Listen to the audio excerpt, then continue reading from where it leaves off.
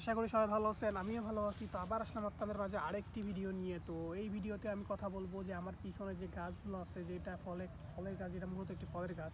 তো এই ফলের গাছের নাম হলো আপনার লিচু গাছ। হ্যাঁ, লিচু গাছ সম্বন্ধে বলবো। তো লিচু গাছের কিছু আর কি ইতিহাস সম্বন্ধে বলবো, যে লিচু গাছ কীভাবে আসলো, কোথায় সর্বপ্রথম পাওয়া গেছে, কোথায় থেকে চাষাবাদ শুরু হয়েছে আর কি, এগুলো আর কি, মানে কীভাবে লিচু গাছ শুরু হয়েছে। হ্যাঁ, মেন কথা হলো লিচু গাছের আবাদ কীভাবে শুরু হয়েছে এবং কোন দেশে এটা সর্বপ্রথম পাওয়া গেছে। এটা আমি অনেকেই হয়তো জানেন না, এটা আমি অনেকেই জানেন এটা শিওর। তো এই জন্য আমি এটা বলবো যে কীভাবে এটা পাওয়া গেছে।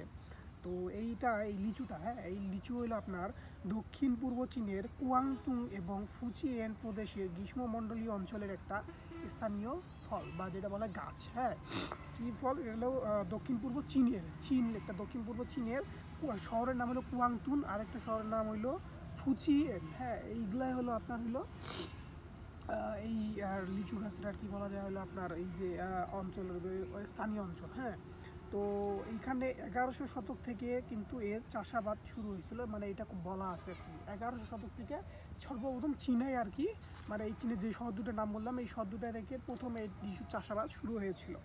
তো চীন হলো প্রধান লিচু উৎপাদনকারী দেশ। হ্যাঁ, আমাদের পুরো পৃথিবীর মধ্যে চীন হলো প্রধান উৎপাদনকারী দেশ। তো আর তারপর আছে হলো ভারত, তারপর হলো দক্ষিণ পূর্ব এশিয়ার বাকি যেগুলো দেশ আছে সেগুলো।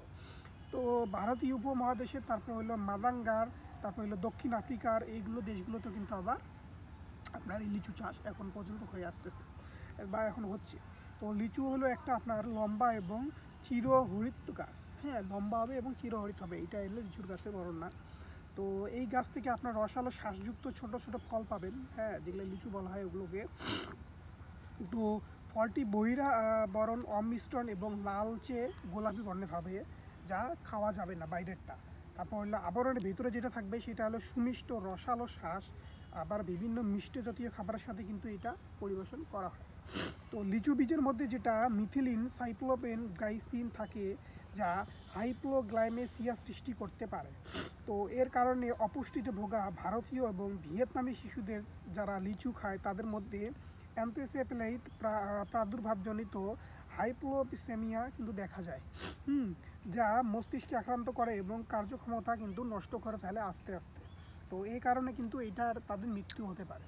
তো অবশ্যই যাদের এই ভারতীয় বা এই যেটা আপনারা যেটা বললাম আর কি, অপুষ্টিতে ভোগা যেগুলো আছে বা ভিয়েতনামি লোক মানে রোগী যেগুলো শিশু আছে, তাদেরকে লিচু থেকে কয়েক কদম দূরে রাখবেন, কারণ এইটা তাদের মৃত্যুরও কারণ হতে পারে।